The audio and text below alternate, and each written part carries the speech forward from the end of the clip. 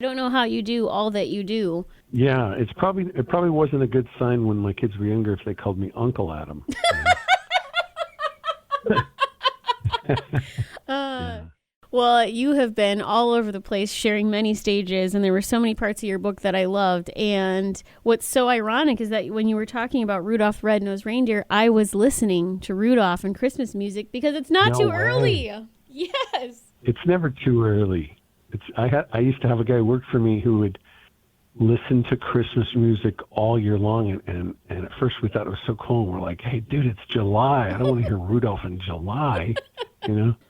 But it has been so fun to read your book and learn about the different types of humor that we fall into with our laugh languages. Can you tell us more about that? Yeah, my youngest son James is in college, and we gave him that classic book, The Five Love Languages, Gary Chapman. And because we were curious, what is this young man's love language? And he read the book, and we said, okay, so buddy, tell us what is your love language? And he said Venmo. Love it. But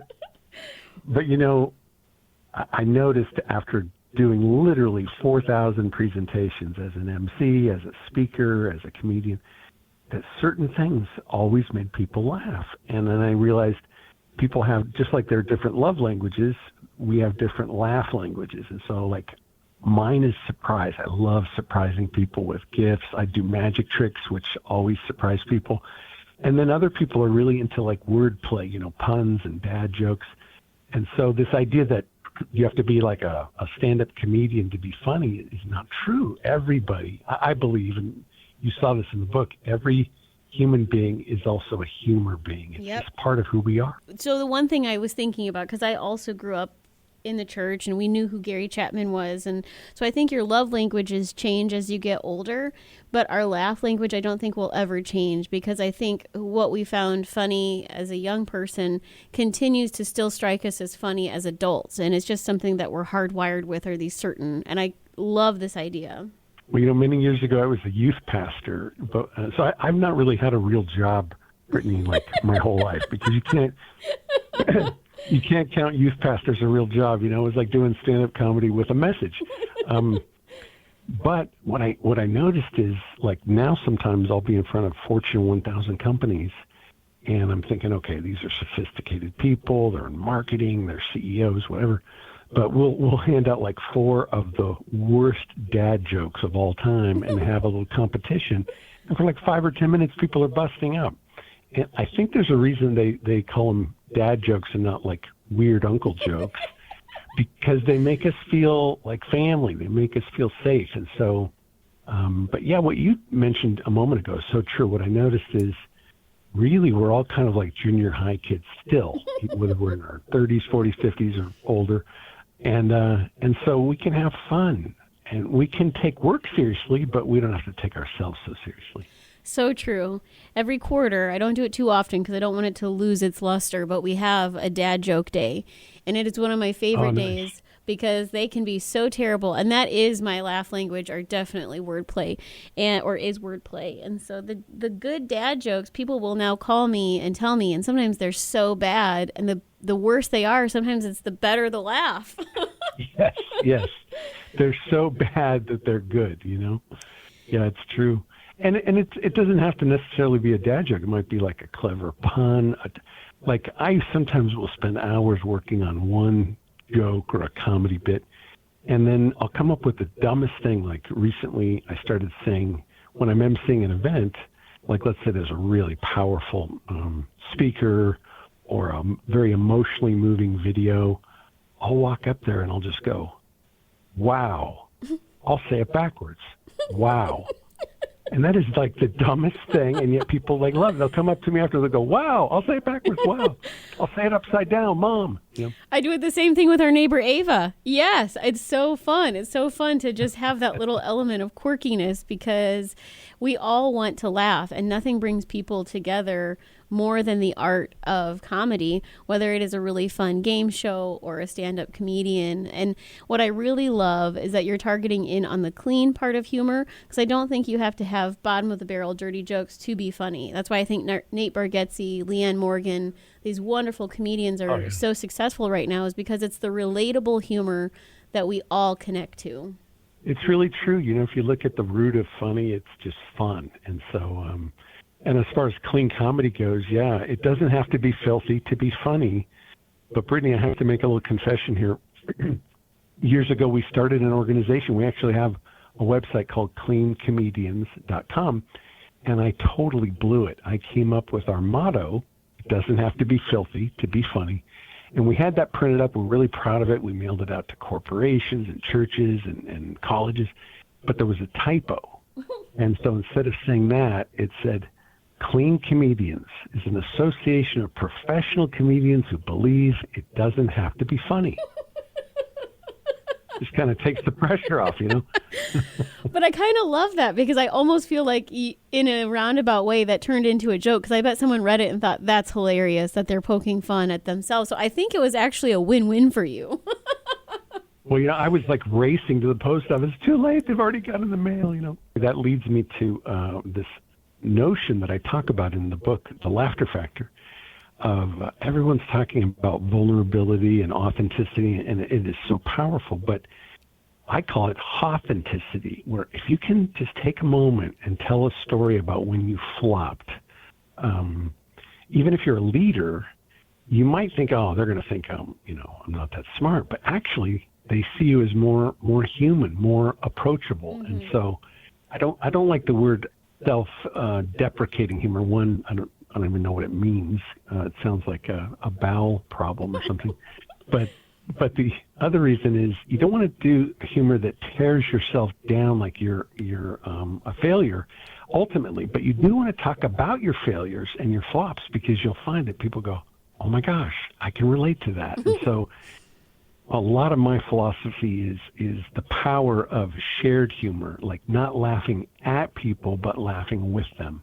I love how you said when you are at an event, they're not necessarily donors or audience members, but they're friends. And that's what we're all friends. Yeah. I have a little game in a way for you. And so I've taken your laugh languages and then I've had fake scenarios. And I want to know what a pro MC Grandmaster would do. So in the element of surprise, you walk out to host a black tie gala, but everyone's in their pajamas.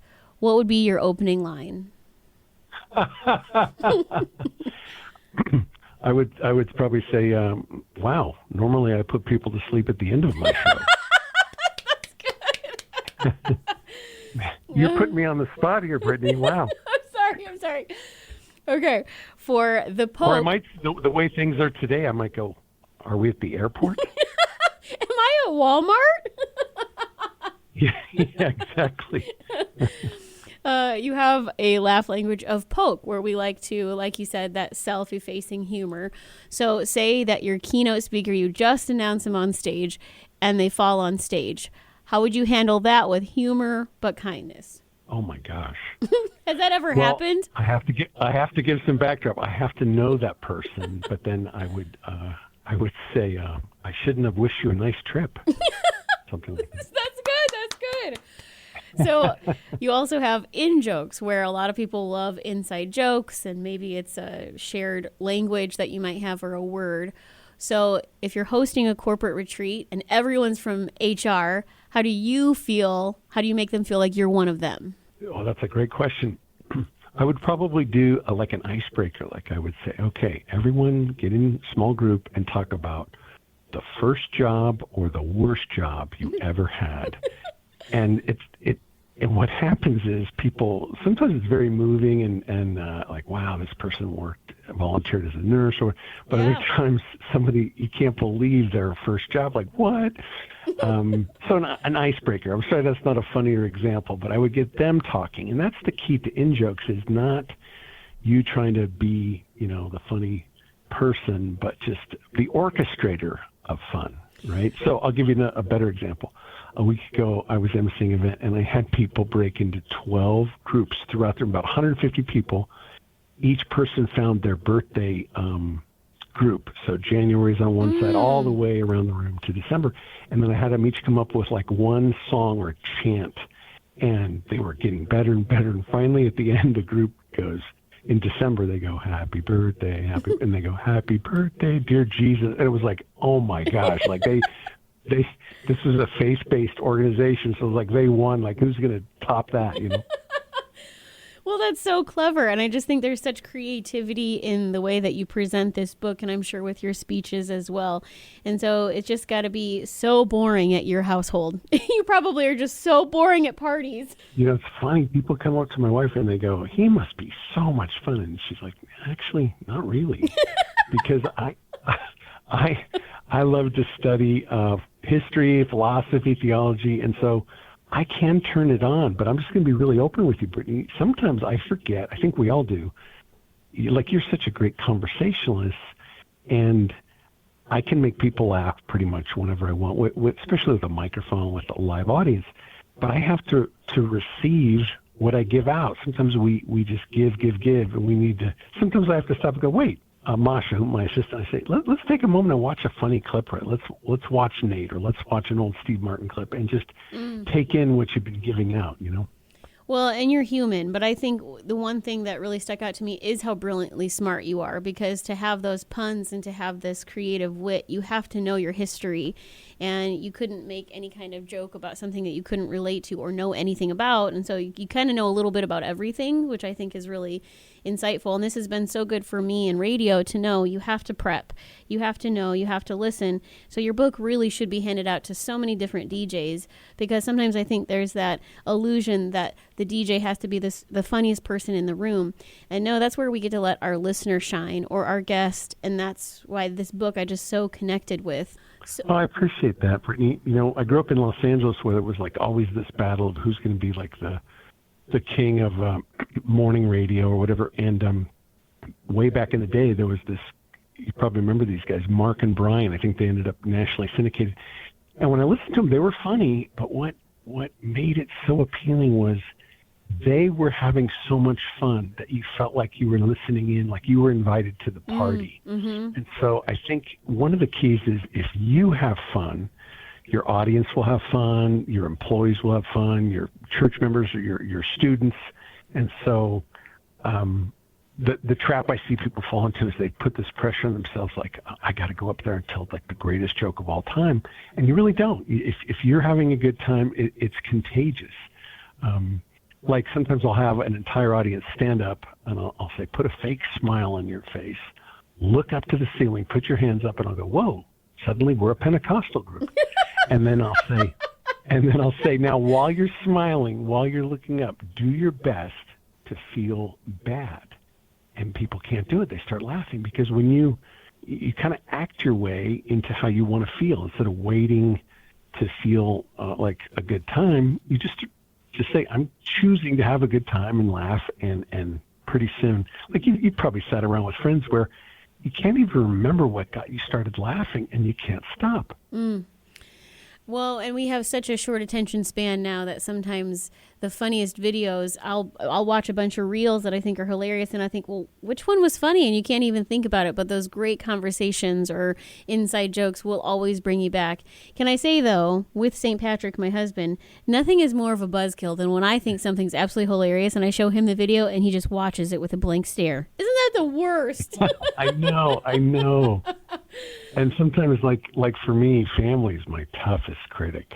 Yeah. Like I've done hundreds and hundreds of comedy magic shows in my career, and I thought the kids would be so excited when they're like in elementary school, like to have me come and do a school assembly. And my son goes, Dad, keep a low profile.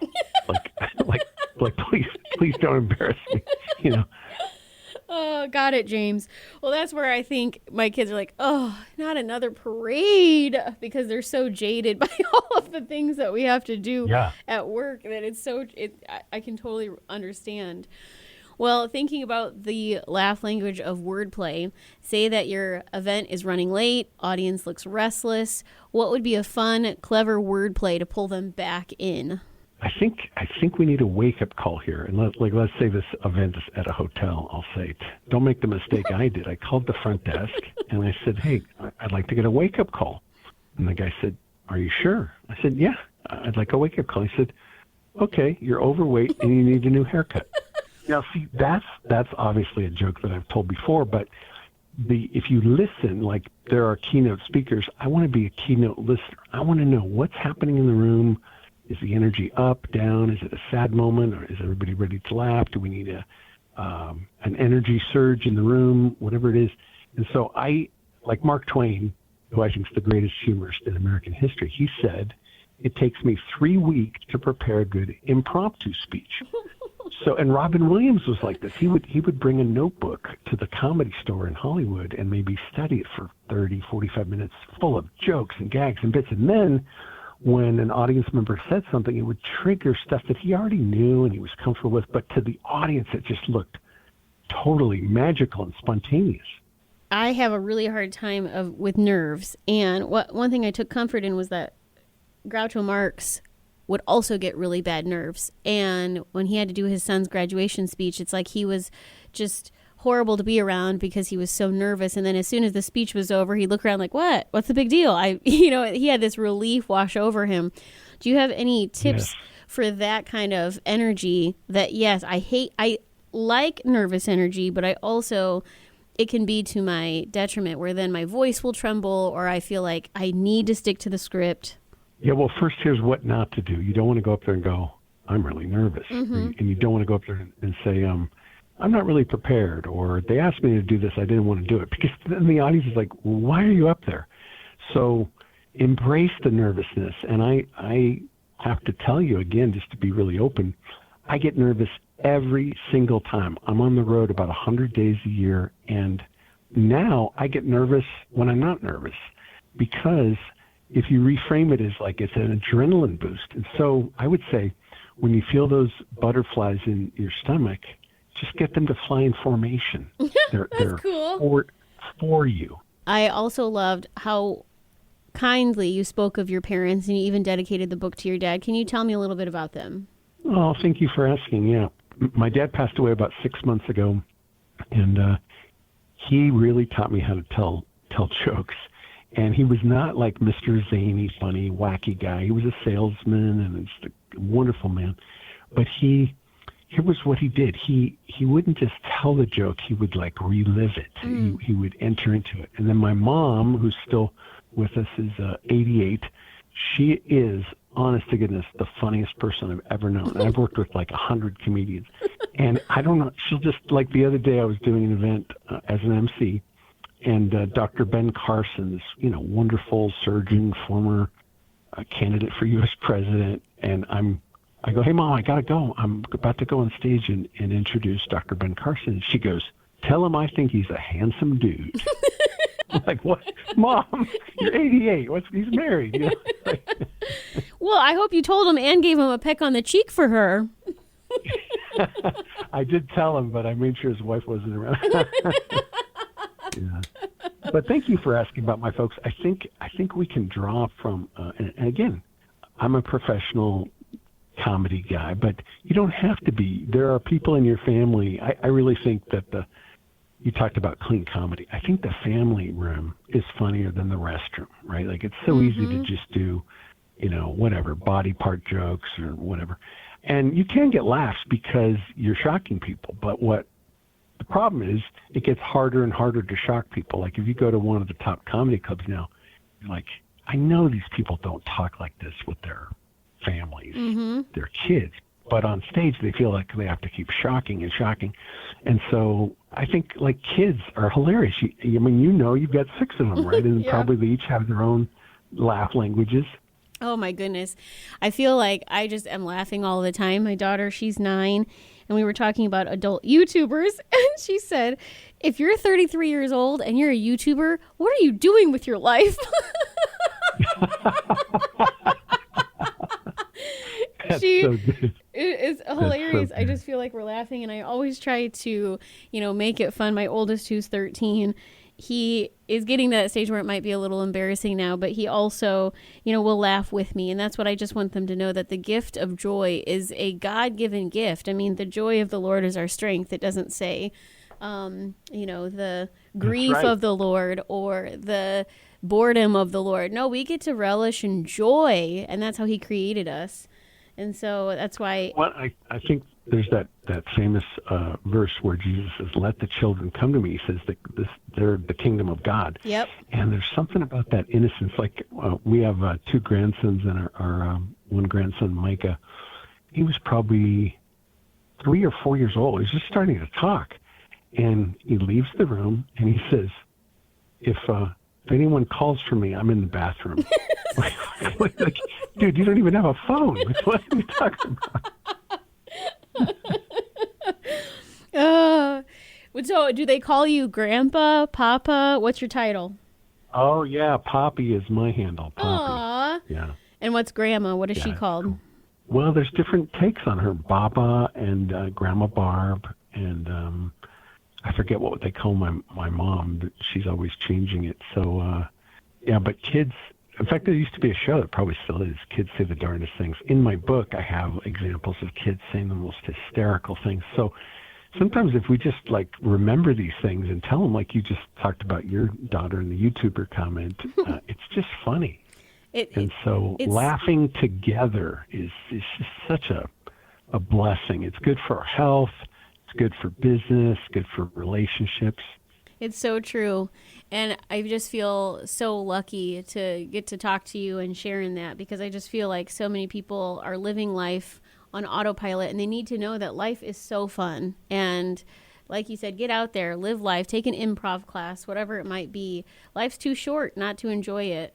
Yeah, and I really think that humor, one thing as I was working on the book, I was blown away to discover all these studies that show not only is it great for our health, but it's a shortcut to trust. Like, you can't be mad at someone that you're laughing with. It just melts away tension, and so cultivate it. I'll tell you real fast. So when my husband was really mad at me one time and we were arguing about something, he's like, "I don't know how to say this." And I tried so hard not to, but Adam, I couldn't resist. I said, "This." Oh, I love that. Oh, I love that. I died. I don't even remember what we were arguing about, because that's just what we laugh all the time about. So before we go, can you give us one of your favorite dad jokes? Okay, this is like maybe the worst one, but that's what makes it a favorite. Is I lost my job at the orange juice factory. I couldn't concentrate. Oh, it's painful. Pretty right bad, in my T-zone. Oh, it's painful. I hate to leave you on a dad joke, but I do need to jump on this other call. But I have enjoyed this so much. You are so fun, and hope we can do it again sometime. Well, it was a blast. And I'll just leave you with a quick icebreaker for your next interview: a fat penguin. Yeah. Okay, that's all. That's all. Thank you, Benny. You're the best. Have a wonderful day. We'll talk to you soon.